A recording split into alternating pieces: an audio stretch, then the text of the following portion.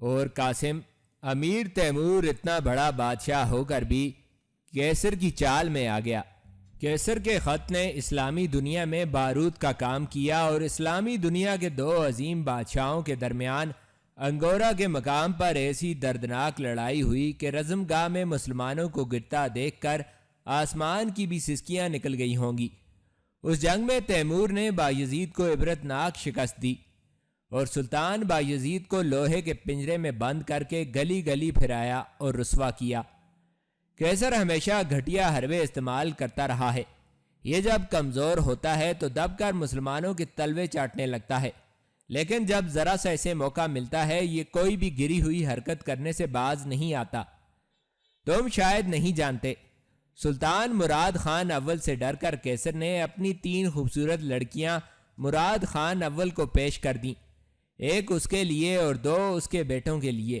اس کے باوجود کیسر سلطان مراد خان اول کے خلاف سازشوں میں مصروف رہا۔ 782 ہجری میں کیسر قسطنطنیہ پلیولوگس نے پہلے سلطان کے خلاف گھناؤنی سازشیں کیں، اور پھر جب سلطان کے غضب سے خوفزدہ ہوا تو اپنے بیٹے تھیوڈورس کو سلطان کی خدمت میں بھیج کر درخواست کی کہ اس کو ینیچری فوج میں بھرتی کر کے عزت دی جائے۔ کیسر مسلمان سلاطین کے حرم میں اپنی بیٹیاں اور بہنیں بھیجنے سے بھی باز نہیں رہتا۔ عثمانی سلاطین کے محل میں بھی کیسر کی شہزادیاں ہر دور میں خطرناک سازشوں کا حصہ رہی ہیں۔ طاہر نے پوری تفصیل کے ساتھ قاسم کو کیسر کے بارے میں بتایا۔ اس طرح تفصیل کے ساتھ بیان کرنا اس کا پیشہ تھا۔ آخر وہ ایک تجربہ کار معلم تھا۔ قاسم اپنے بھائی کی گفتگو سننے میں اس قدر محو تھا کہ اسے وقت گزرنے کا احساس ہی نہ ہوا۔ اچانک اسے خیال آیا کہ اسے مارسی سے ملنے جانا ہے تو وہ چونک گیا۔ وہ اس قدر اہم گفتگو کو چھوڑ کر جانا تو نہیں چاہتا تھا، لیکن اس نے فرض کو دلچسپی پر ترجیح دیتے ہوئے مارسی کے گھر جانے کا فیصلہ کیا اور کھانا ختم کرنے کے بعد ہاتھ صاف کرتے ہوئے اٹھ کھڑا ہوا۔ طاہر نے قاسم کو اٹھتے دیکھا تو سوال کیا، کیا بات ہے؟ کیا تم کہیں جانا چاہتے ہو؟ جی ہاں، مجھے ضروری جانا ہے۔ آپ نے سلسلہ معلومات جہاں پر چھوڑا ہے یہیں سے آگے میں آپ سے پھر سنوں گا۔ آپ کی بتائی ہوئی تفصیل بہت دلچسپ اور جامع ہے۔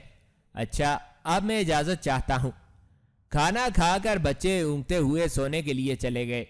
قاسم نے اپنا گھوڑا نکالا اور گھر سے باہر نکل آیا۔ رات ہو چکی تھی، فضا میں خنکی بڑھتی جا رہی تھی اور آسمان پر جلملاتے تارے ٹھٹرتے ہوئے دکھائی دے رہے تھے۔ قاسم کا گھوڑا دلکی چال سے ادرنا کی گلیوں میں مٹر گشت کرنے لگا۔ اسے زیادہ جلدی نہیں تھی، وہ چاہتا تھا کہ زیادہ سے زیادہ وقت گزر جائے۔ سردیوں کی آمد تھی اور خزاں اپنے پورے عروج پر تھی۔ ادرنا کے بازار بند ہو چکے تھے اور گلیوں میں اکا دکا لوگ آ جا رہے تھے۔ قاسم کا گھوڑا دلکی چال چلتا ہوا کسرے سلطانی کے عقبی محلے میں داخل ہوا۔ یہاں 2 اور 3 منزلہ مکانات تھے۔ یہاں شہر کے اشرافیہ، امراء، وزراء، سالار اور غیر ملکی سفیروں کی قیام گاہیں تھیں۔ قاسم شہزادہ محمد کے بتائے ہوئے مکان کی تلاش میں تھا۔ وہ ایک گلی مڑا تو اسے اپنی مطلوبہ نشانی نظر آ گئی اور پھر چند لمحوں بعد وہ مارسی کے مکان کے سامنے تھا۔ تجسس اور سنسنی کی وجہ سے اس کے اعصاب تن گئے اور دل کی دھڑکن کسی قدر تیز ہو گئی۔ اس نے ہاتھ بڑھا کر دروازے کی زنجیر کھٹکھٹائی اور پھر کسی کے آنے کا انتظار کرنے لگا۔ چند لمحے بعد اندر سے دروازہ کھولنے کی آواز آئی تو قاسم کی سنسنی اور بڑھ گئی۔ دروازہ کھلا اور ایک ادھیڑ عمر خادمہ نے سر باہر نکال کر گلی میں جھانکا۔ قاسم فوراً 2 قدم آگے بڑھا اور خادمہ کے سامنے آتے ہوئے کہا، جی مجھے محترمہ مارسی سے ملنا ہے۔ قاسم نے جھجکتے ہوئے مارسی کا نام لیا تو خادمہ کے چہرے پر حیرت کی لہر نظر آئی۔ اب وہ مکمل طور پر دروازے سے باہر نکل آئی تھی۔ مارسی؟ جی کیا کہا آپ نے؟ میں سمجھی نہیں۔ مجھے مارسی صاحبہ سے ملنا ہے۔ قاسم نے اپنی بات دہرائی۔ اب ادھیڑ عمر خادمہ قاسم کو گھور رہی تھی۔ آپ کی تعریف، تاکہ میں مارسی کو بتا سکوں۔ خادم نے استفہامیہ لہجے میں کہا، بس آپ ان سے کہہ دیجئے شہزادہ محمد کا دوست آیا ہے۔ قاسم نے گول مول تعارف کروا دیا۔ ادیڑ عمر خادمہ چند ثانیے کچھ سوچتی رہی، پھر گھر میں داخل ہو کر دروازہ بند کر دیا۔ قاسم حیرت کے عالم میں کھڑا رہا۔ ابھی وہ کچھ نہ سمجھ پایا تھا کہ دوبارہ دروازہ کھلنے کی آواز آئی۔ اس مرتبہ ادیڑ عمر خادمہ کے ساتھ ایک ادیڑ عمر معزز خاتون تھی۔ یہ مارتھا تھی۔ مارتھا نے قاسم کو سلام کا جواب دینے کے بعد اندر آنے کے لیے کہا اور خود اس کے آگے آگے چل دی۔ مکان میں داخل ہو کر قاسم نے دیکھا تھا کہ مارتھا کے ساتھ ساتھ ایک حبشی غلام مستعدی سے چلتا ہوا آ رہا تھا، جس کی 2 دھاری تلوار بے نیام تھی۔ قاسم بے پرواہی سے چلتا ہوا مارتھا کے مہمان خانے میں داخل ہوا۔ مہمان خانہ سادہ لیکن عمدہ سامان سے آراستہ تھا۔ اس کمرے میں مسلمانوں کی روایات کے خلاف لکڑی کی کرسیاں رکھی تھیں۔ سامنے کی دیوار پر حضرت عیسیٰ علیہ السلام کا مجسمہ صلیب کے ساتھ لٹکا ہوا تھا۔ مارتھا قاسم کے ساتھ کرسی پر بیٹھنے کے بجائے کھڑی رہی اور کھڑے کھڑے قاسم سے سوال کیا، محترم نوجوان، کیا تم بتا سکتے ہو کہ تم میری بیٹی سے کیوں ملنا چاہتے ہو؟ اس کے لہجے میں ہلکی سی چبھن تھی۔ قاسم نے شرمیلے انداز میں سر جھکا کر جواب دیا، میں محترمہ مارسی کا شکریہ ادا کرنا چاہتا ہوں، کیونکہ انہوں نے میری جان بچا کر مجھے ممنون احسان کیا ہے۔ قاسم نے جواب دیا تو مارتھا کی پیشانی پر شکنیں پڑ گئیں۔ جان؟ مارسی نے تمہاری جان بچائی؟ کب؟ کیسے؟ کہاں؟ مارتھا کے لہجے میں حیرت تھی۔ قاسم نے مسکراتے ہوئے جواب دیا، دراصل میرا سکندر بیگ کے ساتھ شمشیر زنی کا مقابلہ ہوا تھا، اور اس وقت جب میں بے خبری میں سکندر بیگ کے حملے کی زد میں آنے والا تھا، مارسی نے بآواز بلند مجھے پکارا۔ اور جملہ ابھی قاسم کی زبان پر تھا کہ اچانک مارسی کمرے میں داخل ہوئی۔ اس کی آنکھوں میں حیرت کے سفینے تیر رہے تھے۔ اس کا ملکوتی چہرہ اعصابی دباؤ کی وجہ سے تن چکا تھا۔ مارسی غالباً کمرے میں داخل ہونے سے پہلے قاسم کی باتیں سنتی رہی تھی۔ وہ پھٹی پھٹی آنکھیں لیے اندر داخل ہوئی اور قاسم کے سامنے آ کر کھڑی ہو گئی۔ قاسم بھی مارسی کے احترام میں اٹھ کر کھڑا ہو گیا۔ مارسی نے پلکیں ٹپٹپاتے ہوئے قاسم سے کہا، آپ غالباً وہی نوجوان ہیں جنہوں نے تہوار والے روز سکندر بیگ کو شکست دی تھی۔ میں نے آپ کو وہاں دیکھا تھا۔ مارسی نے اپنی ماں اور غلام کی موجودگی میں قاسم کو نہ پہچاننے کی اداکاری کی۔ قاسم بھی مارسی کا مدعا سمجھ چکا تھا، چنانچہ کسی قدر مسکراتے ہوئے انتہائی شائستہ لہجے میں کہنے لگا، جی ہاں، میں اسی روز کے احسان کا شکریہ ادا کرنے کے لیے حاضر ہوا ہوں۔ آپ نے اس روز مجھے بروقت خبردار کر کے میری جان بچا کر مجھے دوسری زندگی بخشی ہے، جس کے لیے میں آپ کا ممنون احسان ہوں، اور آپ کے لیے کوئی بھی خدمت بجا لانا سعادت سمجھتا ہوں۔ قاسم کی بات سن کر مارسی کھلکھلا کر ہنس پڑی۔ واہ، کیا بات ہے! آپ اتنی طویل مدت بعد میرے احسان کا شکریہ ادا کرنے آئے ہیں، بہت خوب۔ مارسی نے کہا تو قاسم خفیف سا ہو گیا۔ جی، دراصل مجھے آپ کے نام اور رہائش کا پتہ آج ہی مل سکا ہے، یہی وجہ ہے کہ میں اتنی دیر کے بعد حاضر ہوا ہوں۔ اس اثناء میں مارتھا وہیں کھڑی قاسم کے حدود اربع کا جائزہ لیتی رہی، لیکن اب اس کا ہر طرح کا وہم دور ہونے لگا۔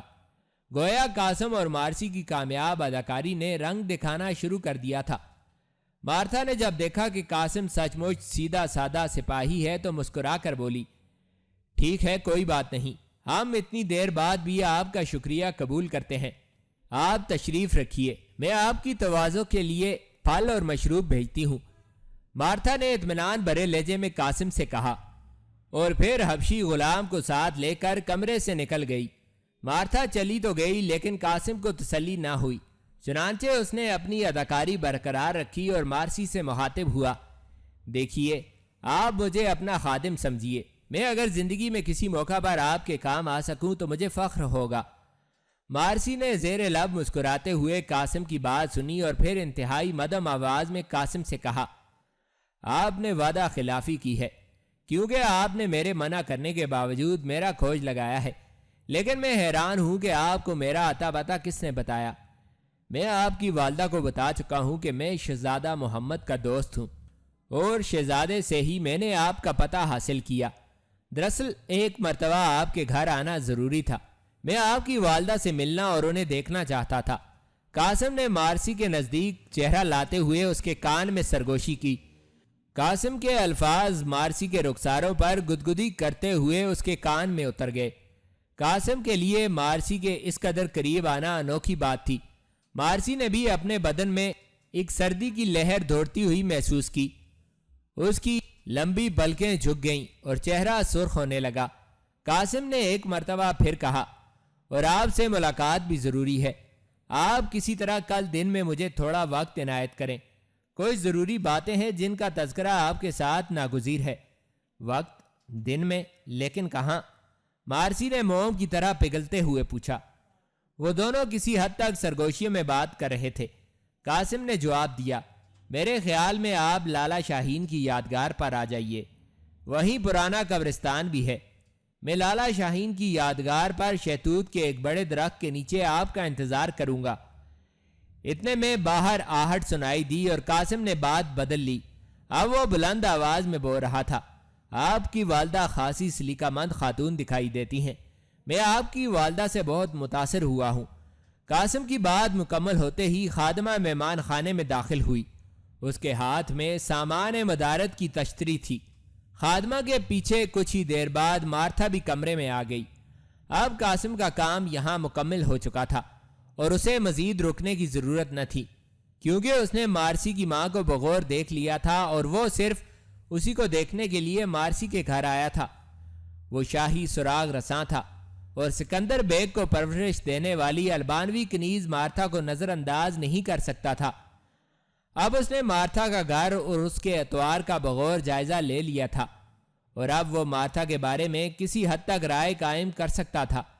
اس کے بعد کچھ دیر قاسم ان لوگوں سے ادھر ادھر کی باتیں کرتا رہا اور پھر ان سے اجازت لے کر چلا آیا۔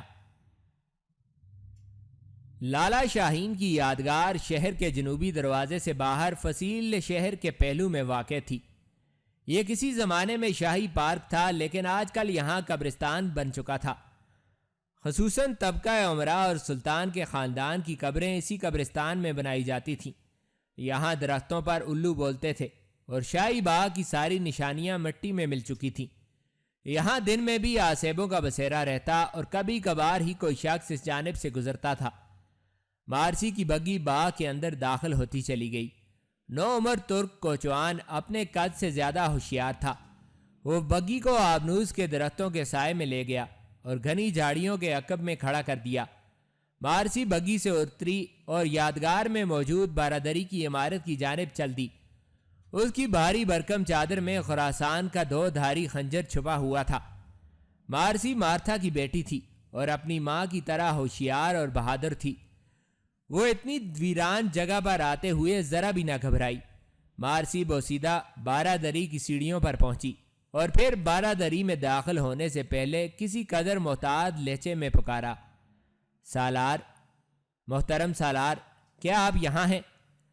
مارسی اگرچہ قاسم کے نام سے واقف تھی، لیکن وہ قاسم کو سالار ہی کہا کرتی تھی۔ مارسی کے پکارنے پر کوئی جواب نہ آیا تو وہ یہ جان کر ٹھٹک گئی کہ قاسم ابھی تک نہیں پہنچا۔ مارسی نے قاسم کا گھوڑا ڈھونڈنے کے لیے ادھر ادھر نظر دوڑائی، لیکن شاید قاسم ابھی تک نہیں آیا تھا، حالانکہ اسے مارسی سے پہلے پہنچنا تھا۔ مارسی کو تشویش لاحق ہوئی اور اس کی گرفت اپنے خنجر پر مضبوط ہو گئی، لیکن اگلے لمحے مارسی کے عقب میں موجود جھاڑیوں کی اوٹ سے ایک لمبا نقاب پوش برآمد ہوا۔ یہ قاسم ہی تھا۔ قاسم نے آتے ہی مارسی سے کہا، میں معذرت چاہتا ہوں، دراصل میں کچھ دیر آپ کے ممکنہ تعاقب کا شک مٹاتا رہا۔ میں دیکھنا چاہتا تھا کہ کوئی آپ کے تعاقب میں ہے تو سامنے آ جائے۔ مارسی نے ایک لمبی اور ٹھنڈی سانس لی، لیکن اسے یہ جان کر اطمینان ہوا کہ قاسم میں ایک عقل مند شخص ہے۔ اب قاسم اور مارسی بارادری کی سیڑھیاں چڑھ کر نیم تاریک اور بوسیدہ چھت کے نیچے آ گئے۔ بارادری کے فرش پر جگہ جگہ گھاس اگی ہوئی تھی، خزاں کا عروج تھا اور خشک پتے ہر طرف بکھرے ہوئے تھے۔ انہوں نے اپنے بیٹھنے کے لیے جگہ منتخب کی اور وہ دونوں بارادری کے فرش پر ایک دوسرے کے نزدیک بیٹھ گئے۔ یہ مارسی اور قاسم کی پہلی باقاعدہ ملاقات تھی۔ دونوں ہی خاموش تھے۔ کافی دیر وہ ایک دوسرے کے قریب بیٹھے رہے۔ ان کی نظریں سامنے یادگار کی کھنڈر پر جمی ہوئی تھیں۔ دونوں کے دل کی کیفیت عجیب سی تھی۔ وہ ایک دوسرے سے کچھ کہنا چاہتے تھے، لیکن الفاظ کی تلاش میں ان کا ضرورت سے زیادہ وقت صرف ہو رہا تھا۔ بالآخر مارسی نے سکوت توڑا۔ غالباً آپ نے مجھے یہاں کسی کام کے سلسلے میں بلایا ہے۔ مارسی کے لہجے میں ہلکا سا طنز بھی تھا۔ قاسم چونکا۔ ہاں کام، ہاں واقعی میں نے آپ کو کام ہی کے سلسلے میں بلایا ہے، قاسم نے کسی قدر الجھے ہوئے لہجے میں کہا۔ وہ سوچ رہا تھا کہ کیا واقعی اس نے مارسی کو کسی کام کے سلسلے میں بلایا ہے، پھر کام بھی کیسا؟ اس کے سامنے ساری صورتحال واضح تھی۔ مثلاً اسے ابو جعفر پر شک تھا۔ ابو جعفر مارسی کی ماں مارتھا کے گھر آتا جاتا تھا۔ مارتھا راسخ العقیدہ عیسائین تھی۔ سکندر بیگ مارتھا کے زیر سایہ جوان ہوا تھا۔ لا محالہ سکندر بیگ ابو جعفر کے بھی قریب تھا۔ مارسی اپنی ماں ابو جعفر اور سکندر بیگ کے حالات سے واقف تھی، لیکن خود کسی وجہ سے سکندر کو پسند نہ کرتی تھی۔ ہو سکتا ہے یہ وجہ سکندر کا مزاج ہو۔ بہرحال یہ طے ہے کہ مارسی سکندر کے خلاف تھی۔ قاسم اسی طرح کی باتیں سوچتا رہا۔ اب قاسم مارسی سے مزید کیا پوچھتا؟ کیا صرف یہی کہ وہ ابو جعفر کے بارے میں اور کیا جانتی ہے؟ اور اگر صرف یہی بات تھی تو مارسی نے پوچھنے کی بجائے وہ ابو جعفر کے بارے میں براہ راست زیادہ بہتر کھوج لگا سکتا تھا۔ قاسم من ہی من میں سٹپٹا گیا۔ تو آخر کس بات کے لیے اس نے مارسی کو یہاں بلوایا تھا؟ بالآخر وہ زیر لب مسکرایا اور تمام حجت کے لیے اس نے وہی سوال کر دیا۔ میں دراصل آپ سے ابو جعفر کے بارے میں پوچھنا چاہتا تھا۔ نہ جانے قاسم کے لہجے میں کیا تھا کہ یک لخت مارسی کا کہکا نکل گیا۔ قاسم نے سوچا اس کا جواب کہکا تو نہیں ہو سکتا، ایسے لگتا ہے جیسے کسی ہندوستانی مندر میں نقرئی گھنٹی بج اٹھی ہو۔ مارسی صرف حسین ہی نہ تھی بلکہ بڑی بھرپور اور پرکشش شخصیت کی مالک تھی۔ مارتھا نے اسے بہادری سے بات کرنے اور تنقیدی نگاہ سے زمانے کو پرکھنے کا فن بھی سکھایا تھا۔ مارسی بھانپ گئی کہ قاسم کے دل میں چور ہے، غالباً محبت کا چور، لیکن وہ قاسم جیسے وجیح مرد کی وزاداری اور شرمیلے پن پر حیران تھی۔ اس نے شریر آنکھوں سے قاسم کی جانب دیکھتے ہوئے کہا، میں تو ابو جعفر کے بارے میں صرف اتنا ہی جانتی ہوں کہ وہ مسلمانوں کا مذہبی پیشوا ہے، بغدادی دروازے کی مسجد میں خطیب اور پچھلے 2 عشروں سے یہاں ادرنا میں مقیم ہے۔ مزید یہ کہ جب سے میں نے ہوش سنبھالا ہے میں اسے اپنے گھر آتا جاتا دیکھتی ہوں۔ وہ میری ماں کے ساتھ گھنٹوں اکیلے کمرے میں بیٹھ کر یقیناً کسی خفیہ سرگرمی پر بات کرتا ہے۔ میری ماں کٹر مذہبی عورت ہے اور مسلمانوں کے خلاف کچھ بھی کرنے سے دریغ نہیں کرتی۔ جہاں تک میرا اندازہ ہے سکندر کو میری ماں اور ابو جعفر نے سلطان کے ساتھ بے وفائی کے لیے تیار کیا ہے۔ مجھے سکندر قطعی طور پر پسند نہیں۔ وہ بچپن میں میرے ساتھ پل کر جوان ہوا ہے، لیکن وہ فطرتاً کمینہ اور بدمزاج ہے۔ بس یہی چند باتیں ہیں جو میں جانتی ہوں۔ مارسی کے بیان پر قاسم دل ہی دل میں مسکرایا۔ اس نے جو کچھ سوچا تھا مارسی نے لفظ بلفظ وہی سب کچھ بتا دیا۔ اب اسے یقین ہونے لگا کہ اس نے مارسی کو محض اس لیے نہیں بلایا بلکہ اس ملاقات کے پیچھے کوئی اور جذبہ بھی ہے جو شروع میں کافی دن تک بے نام سا رہتا ہے، اور پھر جب اسے دھیرے دھیرے نام ملتے ہیں تو وہ محبت کہلاتا ہے۔ قاسم کو یک لخت خود پر غصہ آنے لگا۔ اس نے اپنے آپ سے کہا، قاسم میاں ہوش میں آؤ، تم ایک سپاہی ہو، تمہاری زندگی تمہارے دین کے لیے وقف ہے، تم کسی کے ساتھ عمر بھر ساتھ نبھانے کا پیمان کیسے باندھ سکتے ہو؟ اور پھر مارسی تو مسلمان بھی نہیں، ایک عیسائی لڑکی ہے۔ مان اسے خیال آیا اور اس نے مارسی سے ایک عجیب سوال کر دیا، اچھا مارسی، آپ کی کہانی سے تو ایسے لگتا ہے جیسے آپ سلطنت عثمانیہ اور اسلام کے لیے اپنے مذہب عیسائیت کی نسبت ہمدردانہ جذبہ رکھتی ہیں۔ کیا آپ کے دل میں کبھی اسلام کو سمجھنے کا خیال بھی آیا ہے؟ قاسم کا سوال بہت عجیب تھا۔ مارسی نے چونک کر قاسم کو دیکھا اور یک لخت سنجیدہ ہو گئی۔ قاسم صاحب، میں نے اسلامی تعلیمات کے مطابق تعلیم حاصل کی، میرے رہن سہن، عادات و اطوار اور رگ و پے میں اسلام جاری ہے، البتہ میں نے اسلام قبول کرنے کا رسمی اعلان کبھی نہیں کیا۔ مگر کیوں؟ جب آپ اسلام سے اس قدر متاثر ہیں تو پھر کیا رکاوٹ ہے جو آپ کو اس روشنی میں داخل ہونے نہیں دیتی؟ قاسم کو مارسی کے جواب سے مزید تجسس پیدا ہو گیا تھا۔ اس کے دوسرے سوال پر مارسی نے کہا، کیا اعلان کرنا ضروری ہے؟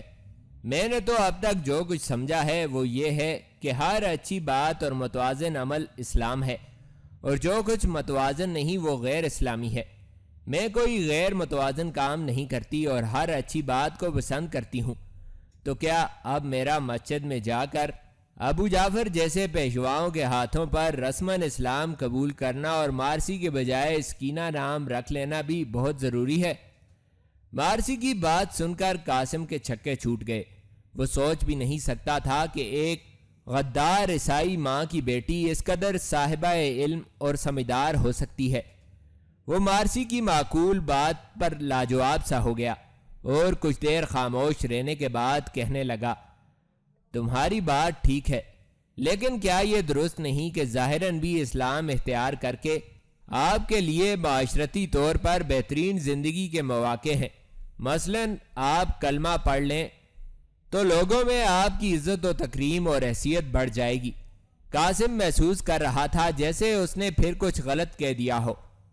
مارسی نے سنجیدگی سے جواب دیا، ہاں میں ایسا کرتی تو یقیناً بہتری کے مواقع بڑھ جاتے، اور سب سے پہلے یہ ہوتا کہ سلطان اپنے منہ بولے بیٹے سکندر کے ساتھ میرا نکاح کروا دیتا، جبکہ میں اسے ناپسند کرتی تھی، اور رہ گئی یہ بات کہ اسلام قبول کرنے سے لوگوں کی نظر میں ہماری عزت بڑھ جائے گی، اسلامی اعتبار سے بھی غیر معقول ہے۔ عزت تو بڑھنی چاہیے لیکن اللہ کی نظر میں، اور میں سمجھتی ہوں وہ محض اخلاص نیت سے بڑھ جاتی ہے۔ قاسم سوچ رہا تھا جیسے وہ کسی عام لڑکی کے بجائے کسی عالمہ فاضلہ کے پاس بیٹھا ہو۔ اب وہ دل سے مارسی پر مر مٹا تھا۔ وہ حسین تو تھی ہی، لیکن اس کی ذہانت اور انداز گفتگو اس کی شخصیت کو مزید نکھار رہے تھے۔ اسی خیال کے تحت قاسم نے پھر کہا، لیکن مارسی، آپ ظاہراً اسلام قبول نہیں کریں گی تو آپ کی آئندہ زندگی کسی مسلمان جیون ساتھی کے ساتھ کیسے منسلک ہوگی؟ میرا یہ مطلب ہے کہ آپ عیسائی مذہب پر ظاہراً قائم رہیں گی تو شاید آپ کی شادی بھی کسی عیسائی نوجوان کے ساتھ ہی ہوگی۔ قاسم نے سادہ سے انداز میں مارسی پر ایک اہم سوال کر دیا۔ اس قدر دانائی سے باتیں کرنے والی مارسی کی پلکیں حیا سے جھک گئیں اور اس کے چہرے پر سرخ سرخ بجلیاں سی دوڑنے لگیں۔ شادی کے ذکر سے مارسی جذبز ہو کر رہ گئی۔ قاسم نے مارسی کے چہرے کو دیکھا تو اس کے دل میں خیال آیا، ہو نہ ہو یہ لڑکی مجھے بھی چاہتی ہے۔ قاسم کو طمانینت سی محسوس ہوئی۔ مارسی نے قاسم کے سوال پر صرف اتنا کہا، مجھے ظاہری طور پر اسلام قبول کرنے پر کوئی اعتراض نہیں، میں تو اپنی ماں کے رویے کی وجہ سے خاموش ہوں۔ مارسی خاموش ہو گئی۔ قاسم اس کی بات سن کر خوشی سے پھولے نہیں سما رہا تھا۔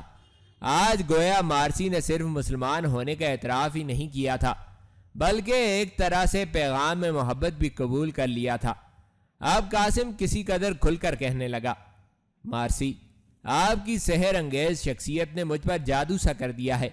آپ ایک خاتون ہو کر مردوں سے زیادہ عقل و شعور کی باتیں کر لیتی ہیں، اور آپ کی آنکھوں سے تو مجھے ڈر لگتا ہے۔ آخری جملہ ادا کرتے ہوئے قاسم زومانی انداز میں مسکرایا۔ مارسی نے مسکراتے ہوئے پوچھا، ڈر؟ کیا میں اتنی بدصورت ہوں؟ ساتھ ہی مارسی نے اپنی بڑی بڑی آنکھیں ٹپٹپائیں۔ قاسم نے مارسی کی حسین آنکھوں میں جھانکتے ہوئے کہا، مجھے ڈر لگتا ہے کہ میں کہیں ان جھیلوں میں ڈوب ہی نہ جاؤں۔ یہ کھلی شرارت تھی۔ مارسی چوئی موئی سی ہو گئی۔ اس کا چہرہ گلنار ہو چکا تھا۔ وہ زبان سے کچھ نہ بولی، بس ایک بار کسمسائی اور پھر زیر لب مسکرا دی۔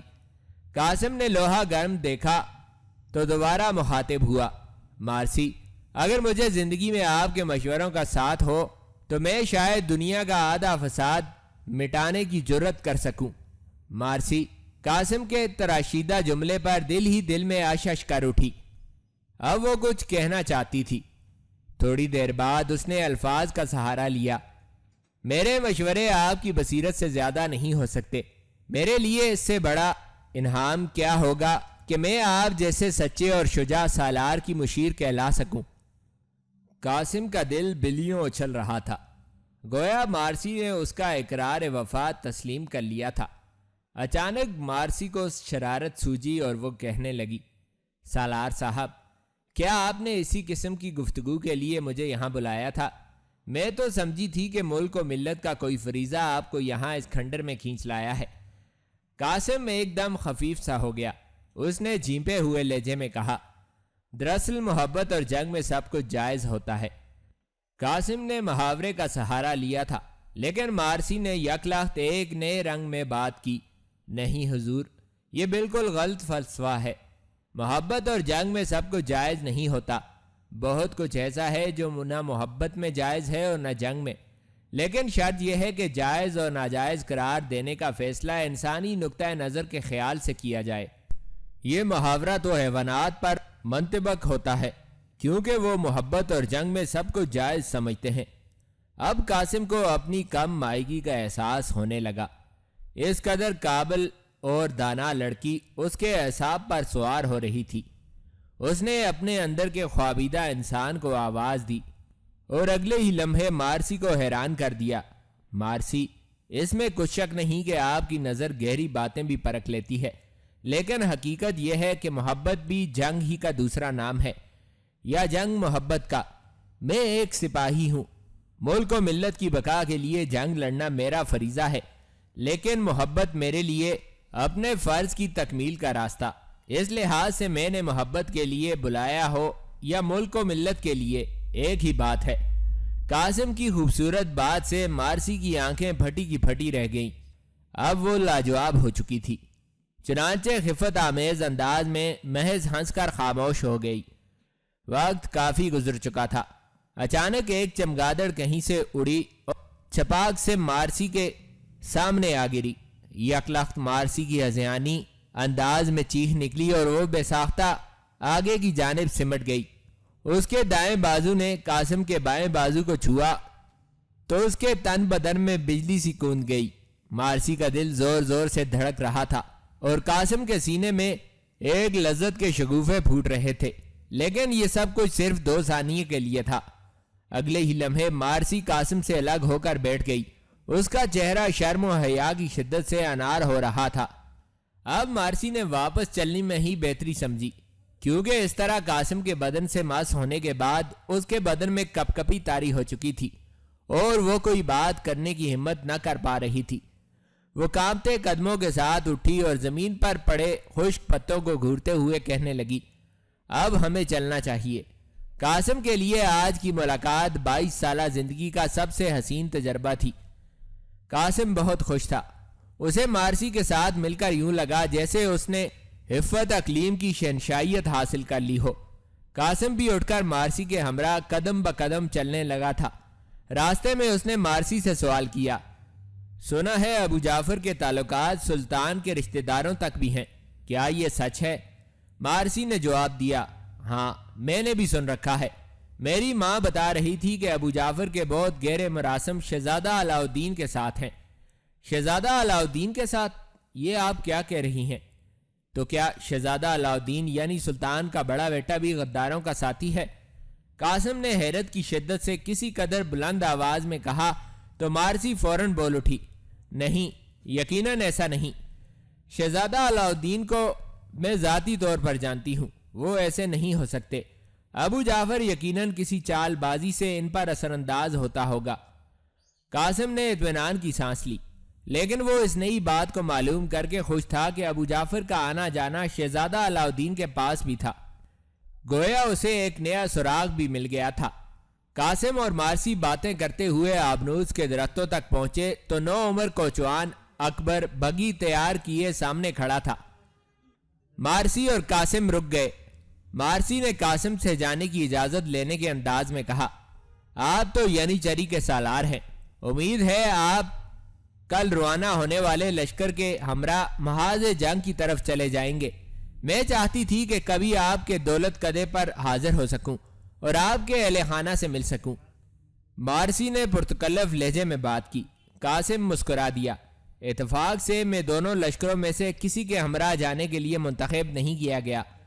مجھے اس دوران یہیں ادرنا میں رہ کر رسد و کمک کے کام کی نگرانی کرنی ہے۔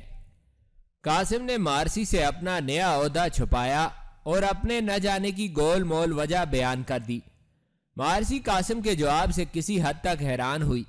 اسے توقع نہ تھی کہ قاسم جیسا سپاہی فریضہ جہاد میں پیچھے رہ جائے گا۔